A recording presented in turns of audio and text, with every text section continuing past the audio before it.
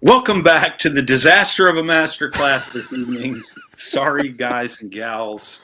I don't know what happened. Our streaming software has this new goofy thing, and I know a lot of you guys had struggles last week because it kind of cut off the screen because that was for cell phone use. So either way, we started a new stream, and hopefully you guys on YouTube are seeing this and Facebook as well. We apologize for the inconvenience. I know a lot of you guys go back and watch later, so my fault. Tried to do you guys a solid and totally screwed that up. So, Joshua, how are you, my friend? I'm well. For next time now. Hey, we live and learn, right? Yes, sir. We certainly learn more effectively by our failures. Exactly. So no worries there. Mm-hmm. Yeah. How was your Thanksgiving? It was good, man. It was really good. Got to hang out with some really good family, so it was good. Good. How about you? Oh, I ate too much as usual. Yeah. I know nothing... I got some pictures of some sweet treats you made in the kitchen. Yeah, I'm always one for doing some cooking. I did the turkey. I always do the turkey. Nice. But I brine my turkey, and okay. It's like the only way that my wife likes it. She's like had all sorts of turkey, and she's like, "Yeah, I only like it the way that you make it." All right, I'm gonna brag. Brian, owner of Dubro, not me, Brian. Yeah. He deep fried 3 turkeys in bacon grease. Wow. Phenomenal. Wow. I mean, yes. I've had deep fried turkey before. Years ago, my club, we used to do a turkey fry and fly every November. Okay. And my club president, Brad Davey, he does a phenomenal job frying that turkey. It's very good, but personally, I do prefer the brine turkey. Just me. But okay. I mean, I got to try that sometime. I'll come to Maryland for Thanksgiving. Yeah, you're welcome anytime. I like it. It looks like everybody's fine in the stream, guys, gals. Sorry for the confusion tonight. We screwed up. I screwed up some things with the stream. So glad you guys are finding us. Be sure to drop down in the chat where you're tuning in from. We got Florida, Arizona, West Virginia. Before we get kicked in, just want to run through real quick because Black Friday and Cyber Monday deals end tonight at midnight Central Time. So we got all new pricing on the hardware kits. We listen to you guys. Some of them are up to 30% off. The price you see now listed is the new prices from here on. So make sure you take advantage of that. All ball links are 25% off. Filling station, 20% off. Wheel collars, 25% off. Prop balancers, $15 off. All wheels, all styles of wheels are 20% off. That's huge. The Quicksand hand sander bundle, you get all 3 sizes for $55. I believe that saves you like $15. And then all snow skis. 'Tis the season. It's snowing right now outside by me. Plus, we got blasted over the weekend. Got some phone calls today at Dubro about guys wanting skis. All skis are 20% off as well. So make sure you go and take advantage of those savings while they're happening. All the discounts automatically kick in and check out. So, yeah. Sorry, guys. The other stream epically failed because of me. So glad you guys found us. Yeah, glad you guys could make your way to the right stream where we're here. It's exciting to have everybody here, and I mean, you guys are just trying hard to attend these classes. It means something to me. I'll just say that. The professor's going to shed a tear. No emotions. Not quite. No, I will not stand here stoically. I will just simply move along. Paul said I knew it was Brian's fault. I mean, it's always my fault. I'll take the blame. We appreciate the things that you do to keep the show running, Brian. It's pretty. I try. So. Oh, you mean Maverick? It's Bob. It's Bob. Bob. I will find the photo once we dip in here, and I can look in the background. I tried before we started, and I epically failed and waited too long. Brian had been working on honing his Photoshop skills instead of his workshop skills. So you all have something special to look forward to. So shall we get started, Brian? Absolutely, sir. Okay. So tonight we are working on these. Okay, so we're working on the landing gear, and first and foremost we have this spidery looking thing that honestly this is the exposed landing gear, plain and simple. We are going to put on a wheel, and we are also going to take a look at the tail wheel because we can do better. And I'll show you why in a number of ways. I'm going to angle you guys down here at my workbench because all the tools, all the supplies, everything is down here, and it's a better work surface for me anyway. And you don't want to look at my face, you want to look at airplane stuff. That's way more cool. Okay, so aside from my laptop, you don't need to see that. We are going to be making use of one of our assortment kits. This is the 3mm assortment kit. The reason will be very apparent once I get to it. We've got two different flavors of blue Loctite. There's the regular kind that most people are familiar with that's like in a tube. It's kind of a liquid, but it also comes as a chapstick. For lack of a better term, it comes in a tube like a paste, and it's like maybe a glue stick is more applicable name for it. We've got a couple of Allen drivers as well as an Allen set if that's what you have to work with. Sometimes you need the leverage of one of these, and you can't quite grip these because these are tiny. We also have a nut driver and a couple of pairs of pliers. As well as our parts. Tonight we're going to be using, for the Ryan PT-22, we've got a 1.5 inch diameter tail wheel. This is catalog number 150TW for tail wheel. What's nice about these is it comes with a nice quality solid rubber tail wheel on an aluminum hub. What's cool about the aluminum, actually Brian, you've seen me do this before. What can you do with the aluminum? You can polish that up to a nice chrome look. You sure can, just like the rest of this airplane. So at some point I will take this off and I will polish it just so it kind of blends in. If I'm honest, like all of this tubing, this aluminum, like of the landing gear, this is like billet aluminum. So you could actually take this whole apparatus apart and polish it up, clean it up, and make it look quite shiny. Just so that because it's landing gear, it's going to get ugly and dirty and gross and beat up anyway. So yeah, it's going to be interesting. For the main wheel, we are using the 450 TV. And these are 4.5 inch. These are really nice large scale treaded wheels. They have a nice tread pattern on them for tracking nice. But what's also cool is that these are the soft rubber ones with the inflation check valve. It's a check valve.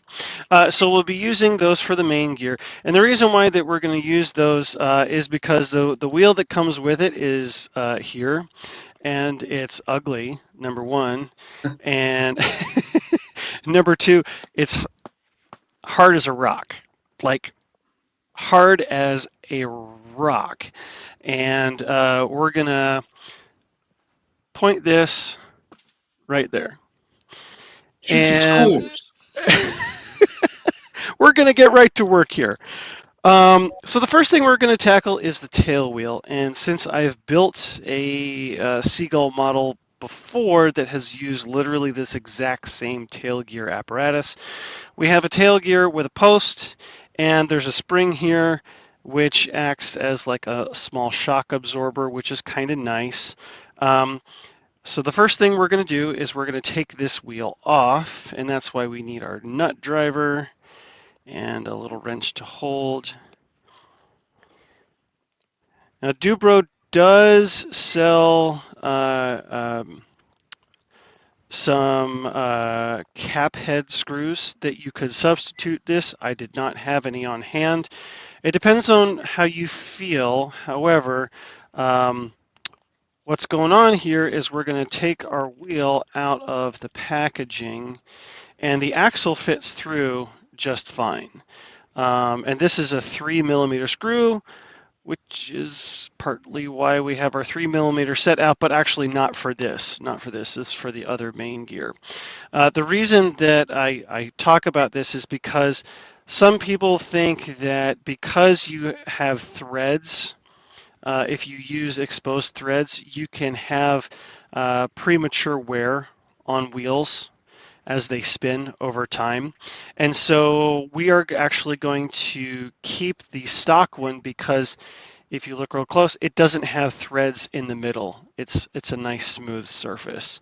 And so it's your call, however you want to go. This is, in my opinion, less of a strong piece of hardware. It is a bit weaker than the black oxide stuff that you get from Dubro, but that's your prerogative. I would recommend for this particular piece at least the 25, if not the 30 centimeter or 30mm long screws, so you can pick those up there. But what we're going to do is we're going to slightly modify this. So what happens is you stick this in, and this wheel is wider. It is wider, so it doesn't entirely fit in the tail wheel bracket. So we have to slightly modify, and we're just going to use all the hardware that comes with it. We've got this screw, and we've got these washers, and these two other pieces of plastic. Yeah, those are going to go away. And so comparing these two wheels, you've got a plastic hub that is going to get brittle and break. I mean, it's already looking kind of weird and thin in some spaces and thick in others. It's really quite out of round as well. And it's also weighted more on one side than the other, so it's going to cause a little bit of vibration. So we're just going to solve all of those problems by throwing it in the garbage. QT scores. I know, right? You all saw it on camera. So first, I'm going to remove one of the black oxide screws that comes on this, and then I'm going to remove another one. And I'm sticking with the same side for a reason, because otherwise the whole thing's going to come apart. So I'm not going to take this second screw out all the way. I just need it to open up a little bit. We're going to get a screwdriver as well. We just want to loosen this. We don't want it to come apart. We just want it to open up ever so slightly. So now that it's opened up a little bit, we can actually take one of the washers that was on the outside here for the tail wheel, and we're going to use it as a shim between this spacer and the plate. I wish my camera would focus better. Stop looking at the bench, look at the piece. All right, so we're gonna put our screw back in. Actually, no, we're not gonna put the screw back in. We're gonna get some of our blue Loctite and smear that on, and then put it in.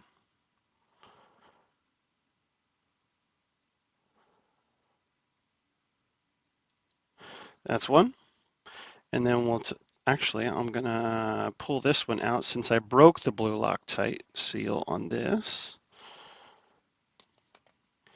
Get a little bit more on those threads.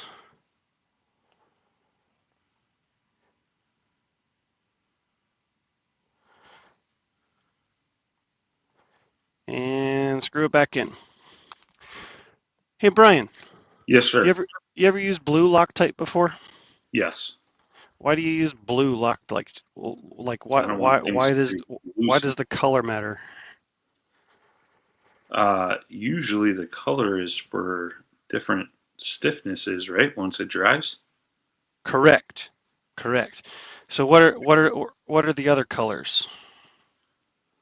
I know there's blue, there's yellow, Mm-hmm. I think a green, if I'm not mistaken. Yep. There's another one. Silver? People who are into automotive stuff may be more familiar with this color.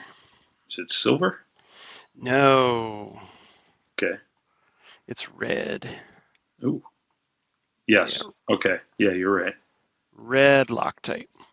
And red Loctite is like the Loctite that you use if you want it to like never come apart. Right. And we don't want to use that one because we may have to service this wheel at some point in the future. And so we're trying to account for that in how we reassemble this assembly. All right. I think we need to open this up just a little bit more.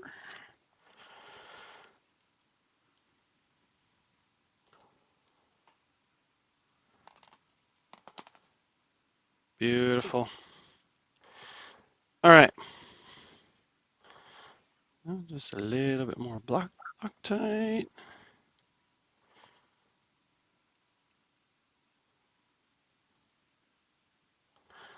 Whoop.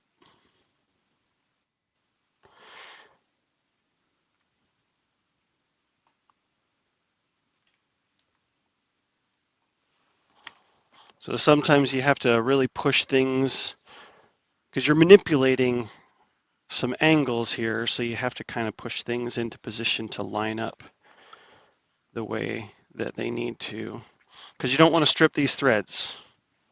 Right.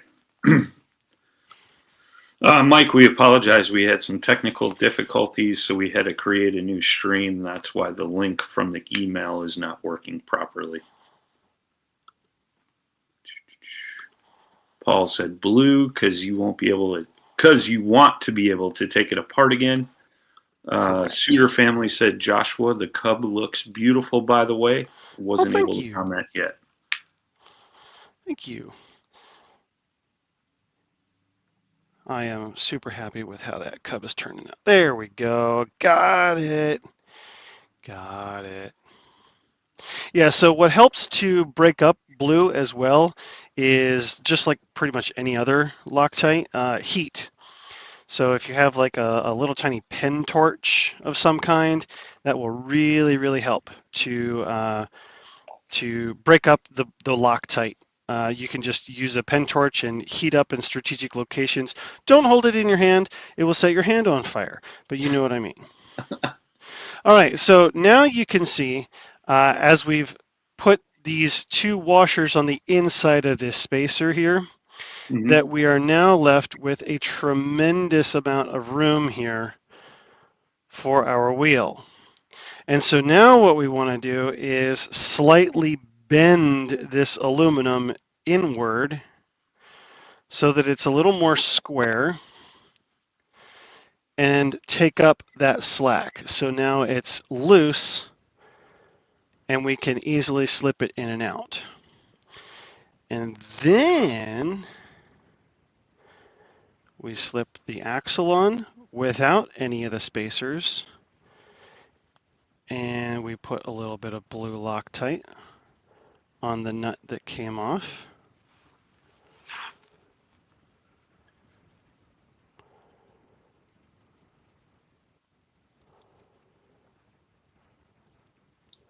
And then once the blue Loctite cures up, it'll be all set.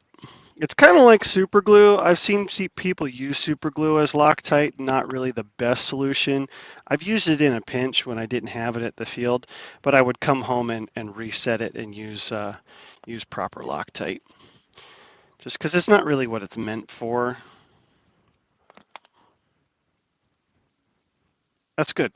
All right, so modified slightly, better tail wheel. Looks much better as well.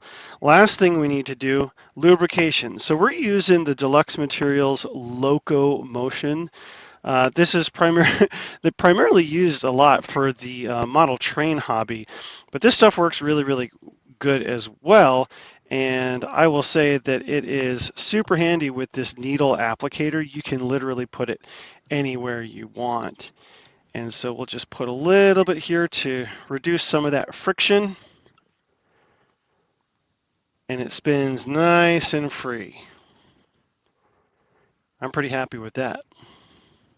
Beautiful.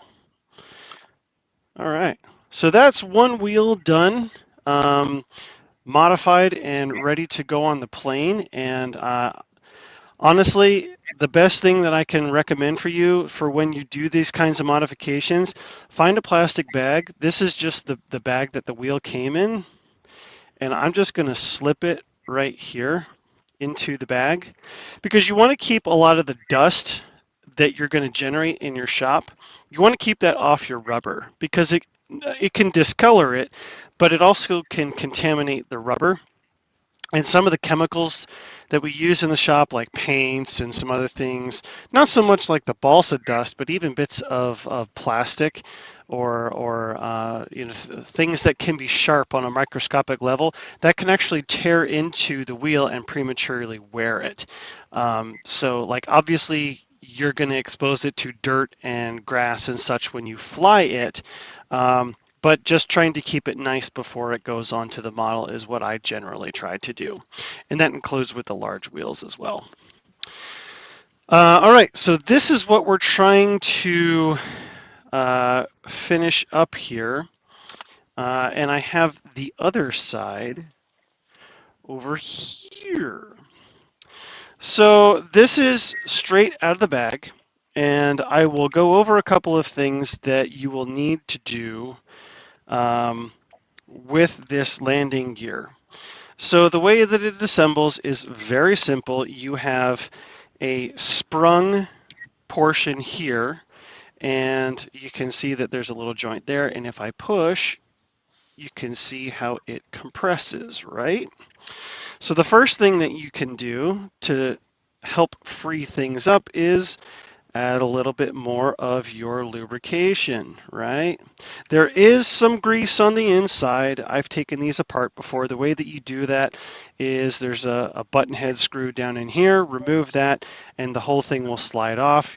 You can change out the grease if you want to, like if you're using a lithium grease of some kind, but usually just this lubrication, this locomotion oil, that's sufficient enough to free up a lot of the movement that you get at first. Okay, so that's number one. Number two, I'm going to wipe off some of the excess that I've got on here now. Number two is how it fits together. So it's simply this piece, this wrist piece slides in here, and there is a wheel axle that slips through both of those. Now, the problem is that this is a real tight fit. On the other set of landing gear, yeah, there it is. I had to drill this out just a little bit. And the reason is because this needs to pivot ever so slightly. So the way this is designed is that when this compresses, you're changing the angle here ever so slightly.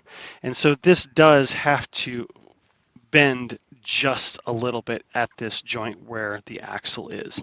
So I've actually measured this with my dowel calipers. This is 5mm. I do have a metric drill set, and I'm just going to take this over to my drill press,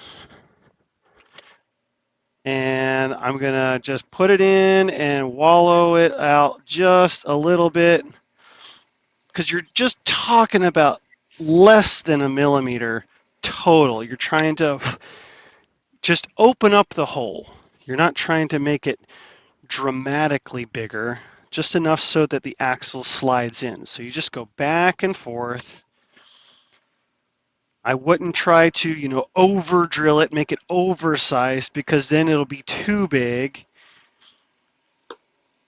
Just get it opened up enough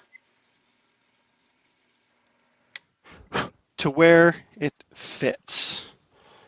And just be patient. See? Needs a little bit more, just a little bit more.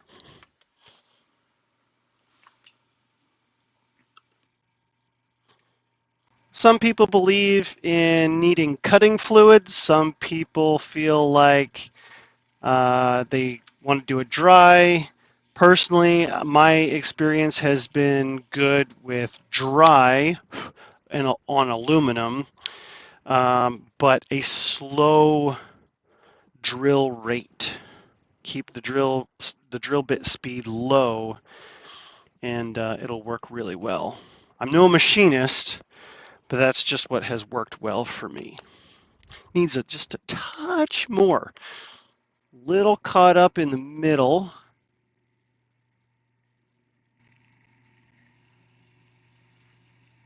I'm trying to apply pressure in a circular pattern on the drill bit.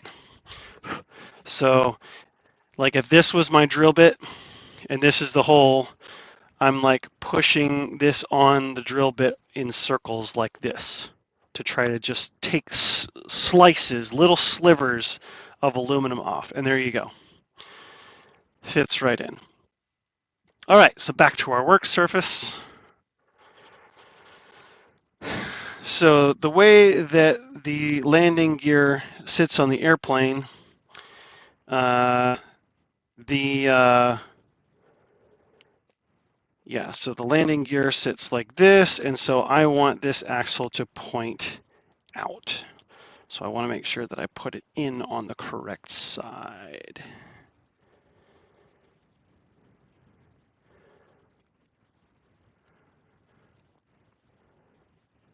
Oh, there we go. Are there any questions yet, Brian? Yeah, Dave Petrie asked, would a number drill set give you the correct size? Yes, so the number drill set would give you the correct size. So I have the correct size. It's 5 millimeter, but like I mentioned, it's just that the difference of the machine work on the axle versus what is on the actual aluminum parts is just ever so slightly different in terms of tolerance, and so you do have to slightly enlarge. So for example, on this gear set that I already assembled, I had to drill out this main arm as well as that knuckle, and this one I only had to drill out the knuckle, and now I'm facing alignment issues, but that's that's par for the course in my opinion. But there we go. Taps right in. Free movement. Works really well. And so there you go. Your axle is installed. Now, where are we going next? Well, we have these special collets that came with the kit.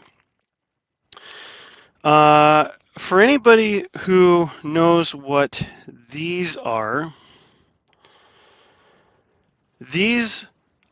what I call pills to insanity. I hate grub screws.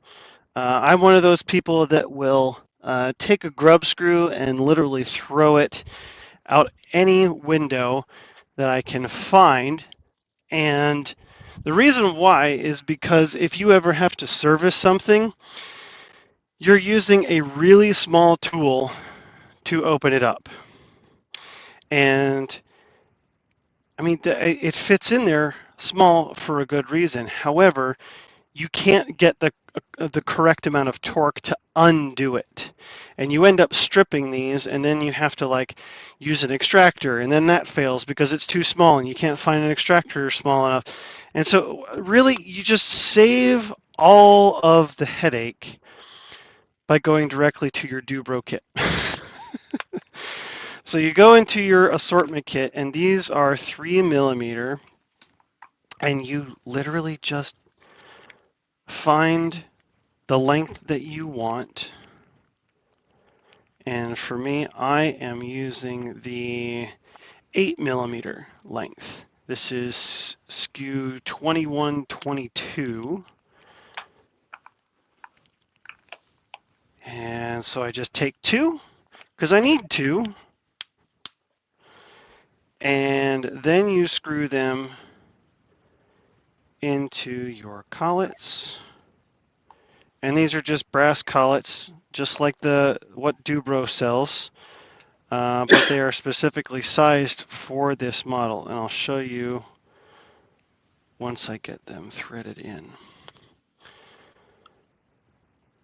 So one is larger than the other, and the larger one is for setting the spacing.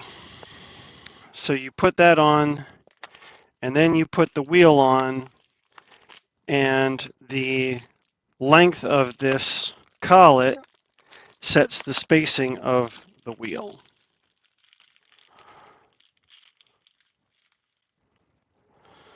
So you would put that on, where'd it go? Here it is. You put that on, and then you put the wheel on, and this spaces the wheel away from your strut. Okay, and then this one is put on in order to retain the wheel on. So before we go any further, the problem is we don't have the right size hole in the wheel. So we have to drill this out too, and that is expected. The Dubro wheels come with a standard 3/16 inch diameter, but it can be drilled out up to 1/4 of an inch. And so I do that on my drill press because I get assurance that it's going straight down. Because if you don't go straight down, you can get like wobble effects because you drilled it off center. You can also slightly drill it wrong, and where it'll snag and grab, and it drills like slightly askew, and so you end up having a tire that does this, which is weird. So having it in a drill press where you're able to center and go straight down, that is a huge, huge help. So I am going to angle you back up, back over at the drill press. I know it's far away. Get the aluminum shavings off because we don't want that on our rubber. Very good. So I'll center my drill bit. And I'm just drilling through roughly half. And then I'm going to flip it over, recenter it, and go through the other half. So now I've drilled it 5mm, right? So we've got a 5mm hole and a 5mm shaft, but it's really tight because they're the same. So this has to be a little wallered out as well. Now, some people say, well, you should just over drill it. I find, so let me show you what I mean by over drilling. So the next size up, like if I were to do something close, 7/32. So this is a 7/32 of an inch. You could drill this out, but then you're going to have some play in this. And the problem with that is that you can get dirt and debris that is larger in the axle shaft, and it can cause friction, scarring, marring, and it can be a problem where you're getting vibrations and pull. So when you go to take off or land, the airplane might go one way or the other. So it's kind of a safety thing. So that is why I don't recommend that you do that. However, there is a technique that I'll share with you. I'll use a smaller drill bit size to demonstrate on camera what I do. So I have the drill bit spinning, right? And so obviously I'm going to go up and down and try to pull the wheel around to open it up, but I'm also going to do one of these. Okay, and then what I will do is go up and down, but I will focus on using just the cutting edge here of the drill bit, not try to focus on the side of the bit. I'm focusing more on the apex down here. And I'll just do the top half, and then I'll flip it over and then do the bottom half like that. And what that does is it helps to really eat into the plastic of the wheel hub, and that way you're not fighting yourself and getting frustrated and then you do something stupid. I have done it many times. I've done it many times. So the first thing, I'll try to stand out of the way for you guys so that you can sort of see from a distance what I'm doing. So I'm drawing it up, and again, I'm rotating like I mentioned, kind of like a fair ride. And I'm going to flip it over and do the same thing.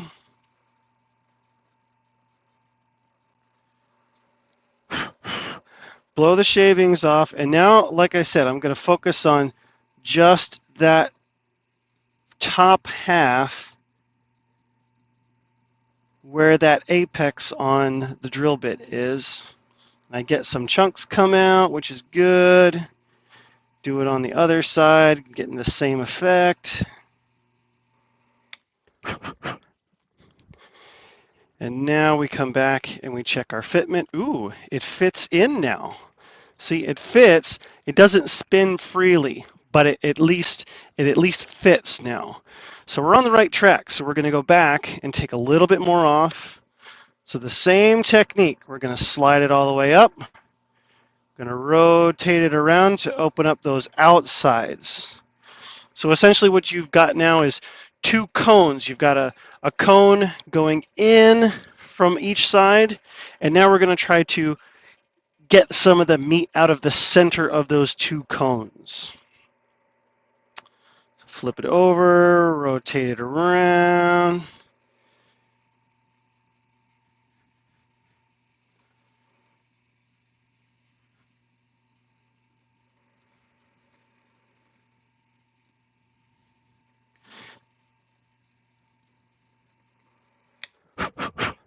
All right. How are we looking?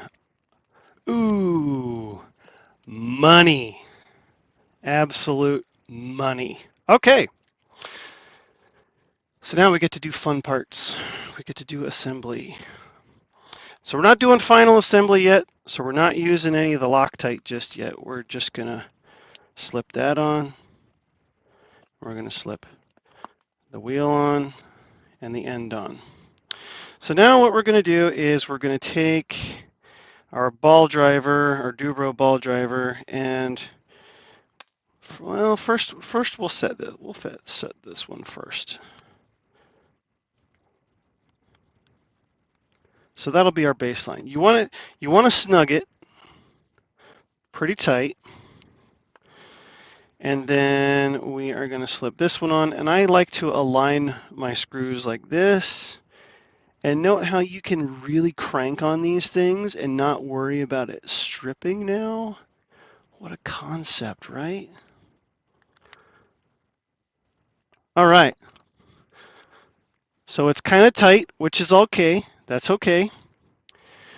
We now have a witness mark in each location on our shaft. It's going to be very difficult for you to see, so I am going to simply mark these with a Sharpie so you can see better on camera what I'm talking about, and I'll hold it up.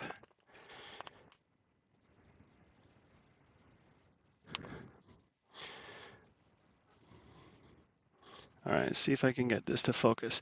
So the grub screws, well, at least these particular screws, grub screws will leave more of a single mark. These screws will leave, in fact, two. They'll leave one on each side of where the screw is, just based off of how the screw is cut and machined. So you'll have these two different witness marks here on the shaft, and then what we have to do is grind flat spots. Brian, pop quiz for you, my man. Why do we need flat spots where these screws are going?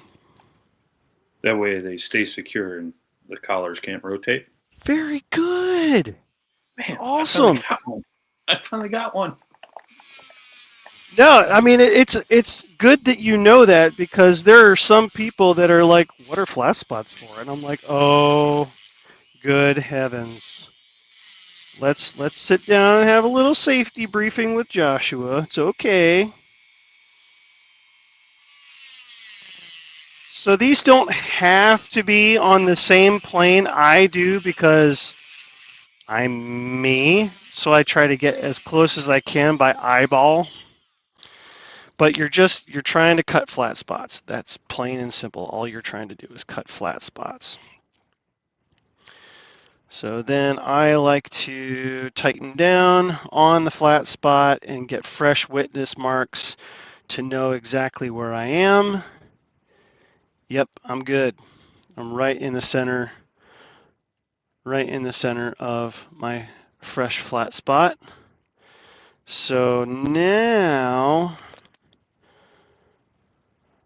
I'm going to take my screw out and put blue Loctite on.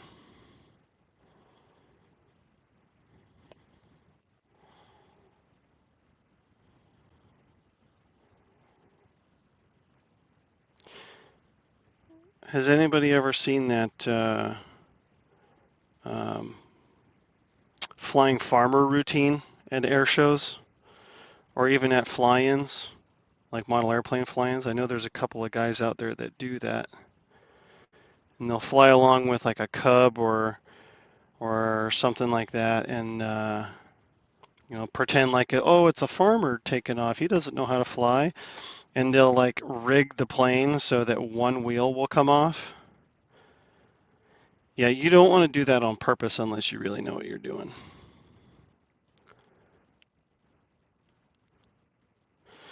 So I will say that the collets that you get from Dubro behave much better with this screw modification because they have a bevel around the hole, and that helps you to get the screw in a lot better. Whereas this, it's just a hole with threads. There's no like a what's that called, Brian?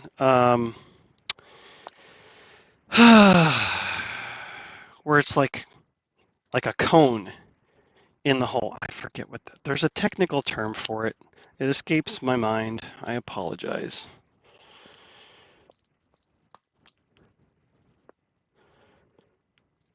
All right. So now, we have to do our second witness mark. Make sure that we're on target down here.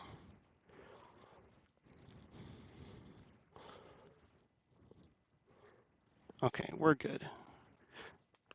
I actually want to take this one a little bit outward, since we want to make sure that we have enough space to loosen this.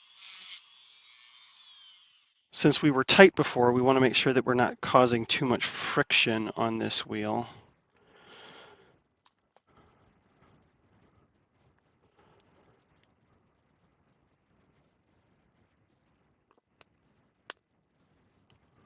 Screw again in the blue.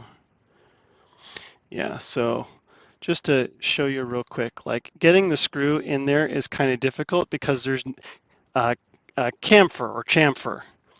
That's what the word I was looking for. There's a chamfer around the very edge of the screw hole, and that chamfer really helps to get the screw into position when you're trying to thread it in for the first time.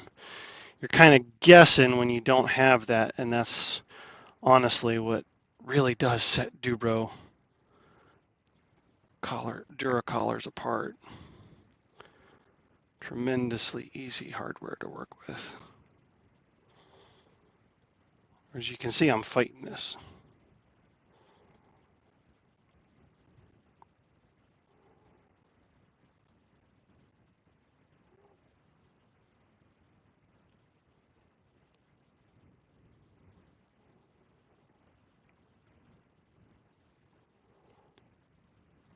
Come on. Come on. Go in your home. Countersink? Sure, yeah. Yeah, that's another great word for it.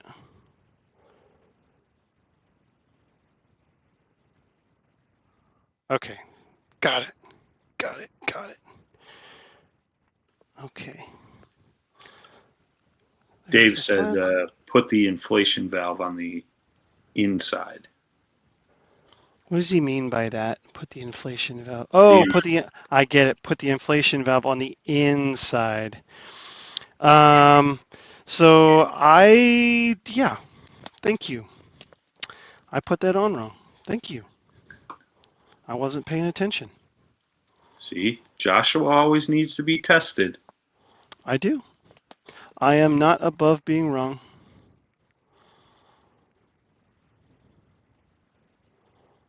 Good. All right. So now we have a nice rolling wheel that doesn't wobble when you spin it. So we're going to spin it. There's a little bit of rubbing, and I think that's because there's a little bit of plastic that I need to trim off. Oh, it's hitting a little bit on the inside. That's fine. We can solve that one by using a shorter screw.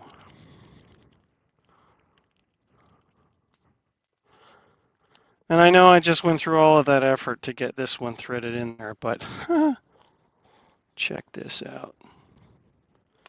Just pull it out of your kit. That's what makes these kits so nice, Brian. So nice. Look at that. I try. Goes in the first time.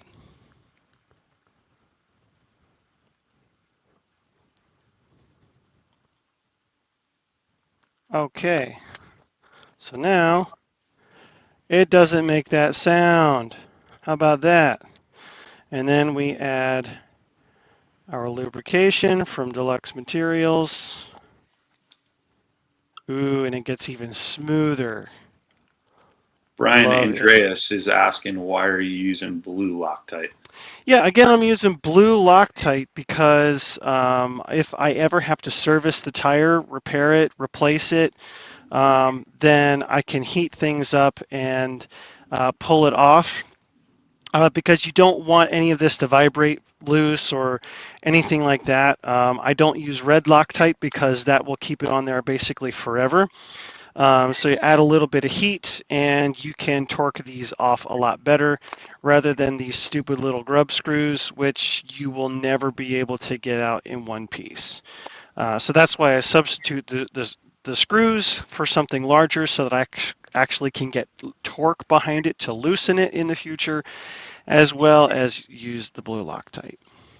He said the example of when you have to undo it to get the valve on the correct side. Yeah. Not following. Yeah, I'm not following that either. Can you clarify? Maybe when you had to flip the tire over. I guess. Yeah, I mean, had it been dried, like had I realized that, oh, I put it on incorrectly, I have to flip it, and the blue Loctite was dry, yeah, I could easily have pulled it off and flipped the tire and been like, oh, okay, we're all set. We're good to go. Good. All right, so in the bag we go to help keep them clean. And I mean, honestly, that's it. That's it. That's everything. It's cleanup time. Any other questions? I know this seems like a rather simple thing to go over, but I'll just be brutally honest. It's like one of those safety things that I feel like a lot of people overlook. I've seen a number of club members of my own clubs that overlook this and like, oh, flat spots? What? Loctite? It's a safety thing, man. If you can't land safely, what's the point of even going up? And so I highly encourage you to take steps to make sure that your hardware is safe and sound. I mean, unless you want to routinely inspect these screws, like on an every flight basis. Yes, I will inspect them at the beginning of a season. Sure, I'll retorque them, check them, make sure they're good. But otherwise, this is a simple thing you can do once and not have to do it over and over and over again. And you'll know that it's good to go. Save the check valves, the extra check valves that come with your tires. These are the inflators. These are the inflators. Save at least one in your kit for your plane. That way, if you feel like you need to air them up, you can use like a ball pump. You only need like a couple of pounds of PSI. Otherwise, they start to swell and balloon up. They can deform that way. You don't need much. And honestly, if you fill them up too much, they become real bouncy. Most guys, when they use these wheels, they just don't even put air in them. They just let them hold air, and they work great that way too. I've used them both ways. So your mileage is by application, I will say. You only want to inflate to the actual diameter of what the tire is supposed to be. Right. Thank you, Brian. You would be surprised. There is no PSI that you pump it up to. You go off the diameter, and that's where I think a lot of guys make mistakes, especially if they're new to the inflatable tires. Yeah. Is they overinflate, like they think they got a really or a bicycle tire. Yeah. Yeah. No, there are no radials in it. Okay, it's just it's not going to stay the same diameter no matter what PSI. It's just gonna balloon. Until it pops.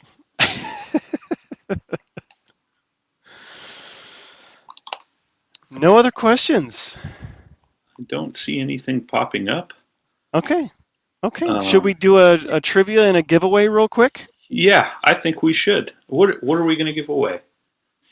Give away, since you talked about it, a metric hardware kit. Nice. 3mm metric hardware kit. 3mm assortment kit. That is catalog number AK111 for your reference, Brian. Oh, I could have told you.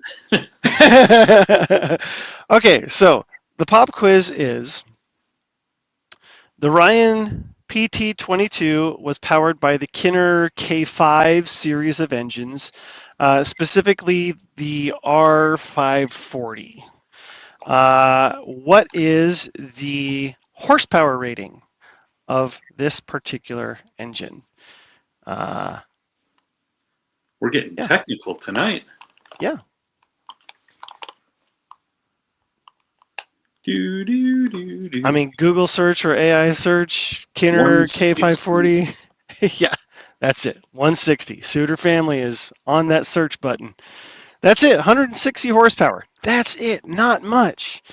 And that's how people were getting their wings. And then they were stepping up to, hundreds of horsepower and then thousands of horsepower once they got into battle. So pretty remarkable that you could go so quickly, so far with such little power. I just thought that was really fascinating piece about this airplane. People would get their wings in it, and then they'd go to like a heavier trainer, like a Texan or something like that, and then they would get to the, dropping bombs or firing bullets or whatever. It's pretty remarkable. Suitor family, send us an email, orders@dubro.com, and I will get that kit shipped out for you tomorrow. If not, maybe Wednesday. We are catching up from Black Friday, Cyber Monday, but I think we had over 200 orders ship out today. So, woo! Yeah. So, for you thank you everybody who participated in the Black Friday, Cyber Monday. You still have time. Ends at midnight tonight. Tires are on sale, 20% off. Snow skis, fill-in station, wheel collars, swivel ball links. New pricing on the accessory kits. What am I forgetting, Joshua? I just go on Dubro.com and start digging. Prop balancers. Yeah. All 3 hand sanders. And the newest movie to hit the blockbuster scene, Bob. Yeah. Presented Thank by you, Dubro, Brian. Maverick. He was That's why. Scene, now he's Bob. That's why you were so quiet this episode. You were looking for that picture. Oh, I found it a long time ago.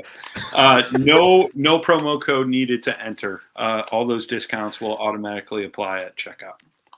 Awesome. So, RC Barnes said, "You're welcome, Bob." Brian, thank you so much for making such awesome products for us to enhance our planes with. I think it goes without saying that it wouldn't be the same without Dubro. No, we really try, and that's something I wanted to touch on because we talked about it before the show, but you were talking about the ailerons that came with the kit and how they would get brittle and break. Yeah. And that's one thing is, a lot of our plastic parts, those are all made in-house out of a virgin plastic, meaning it's never been melted before to make a part. Whereas overseas, you get a lot of plastics that have been melted, regrind, scraps, melted again, reground into scraps, melted again, reground into scraps. And every time that plastic heats up, it becomes extremely brittle and its lifespan doesn't last that long. Whereas with a virgin material like what we use, that's why our parts are so strong and you get so much longevity out of them. Yeah. I mean, it's no surprise to me that's the way it is. It's funny. My wife, she collects buttons, and she just recently had a donation to her button collection, and one of them was plastic, and it was really cool. And then it just crumbled in my hand. Yeah. Because it was so old, and it's like, yeah. I mean, seriously, the quality of the plastics, the rubber, everything that you guys use is like the metal, even just high quality stuff. Mm-hmm. You definitely get everything that you pay for when you buy. Well, like those tail wheels, tail wheel that you showed tonight, that actual tire is an injection mold versus some of our other tires are, a different kind of injection molding, but that actually goes into our plastic injection molding machines. So, well, they're awesome. I've literally been using these since I was a kid. I remember purchasing them when I was a kid, just so that I have a high quality tail wheel. Sure. It's awesome. Yeah. If you wear one of those out, you're doing something wrong. Yeah. I mean, I can't tell you how many crashes that some of even my spinners have been through.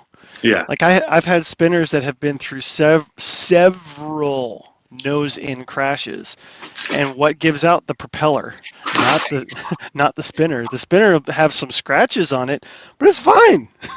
Kind of like that. Yeah. What are you doing, Brian? Let's not talk about that. That was in the early stages of my flying career. What I can say, what does go up does come down. Gravity is a law, my friend. I believe it's a form of TPV. I'm not 100% positive. I could get that answer for you. I'll send it back to you in your email for your hardware kit. I will find out the exact. Brian, thanks for tuning in. We appreciate it. Yeah, Joshua, you got anything else? That's it. That's all I came here for. Unless you got pie. I don't. Steve said, did the landing gear have suspension on it, or will it land very hard? Yeah, so again, the landing gear does have a built-in spring action. I'll try to compress it a little bit for you here. Yeah. Just a little bit. That's all it needs, and I am working quite hard to do so. So between that and the squishiness of these tires compared to what I threw out at the beginning of the episode, is going to be plenty of shock absorption for this airplane. If I need any more, I'm clearly, my approach is wrong. I need to be a better pilot, is what I'll say. Oh, it's too funny. Too funny. Yeah, anything else, my man? That's it. Thanks for tuning in, guys. Looking forward to next time. Apologize for the mishap with the streams. Steven asked if it's a spring or hydraulic. It's a spring. It's an internal spring. So if you really wanted to, you could change the rate. You could change with the a spring that's inside. If you really wanted to, you could probably find a replacement spring for McMaster car. So yeah, they're really quite simple. It's not really a mystery to take apart. They are made with black oxide screws and nylon locking nuts. So I didn't feel like those needed to be replaced. They certainly can be replaced, but it's as good a quality as Dubro would offer in terms of those joints. So I opted not to replace them. But the other parts, yes, I did want to replace them because number one, I hate grub screws. I hate grub screws. But yeah, the tail wheel, it just made sense because that tail wheel with the plastic hub, that was going to fail at some point. It was going to get brittle. It doesn't look all that great. It was very out of round. It wouldn't spin in round. So number of problems with that tail wheel. So I was happy to pitch it in the garbage can. Nice. Just a few minutes of modification is absolutely worth it. To Paul's point, next MasterClass, December 15th, 2 weeks from today, Monday, December 15th, 7 Central, 8 Eastern. The streams will be correct. So what goes out in the email blast will be the correct link. I apologize again. But thanks everybody for tuning in. We're going to try to glue our fingers together next time. Stevie said thanks, Bob and Brian. Welcome. I'm wondering what next season you're going to be.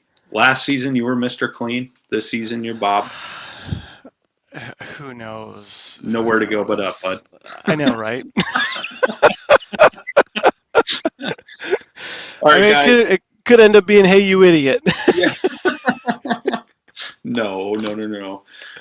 Thanks, everybody. Again, you got till midnight to take advantage of the Cyber Monday, Black Friday deals. And we hope everybody had an awesome Thanksgiving.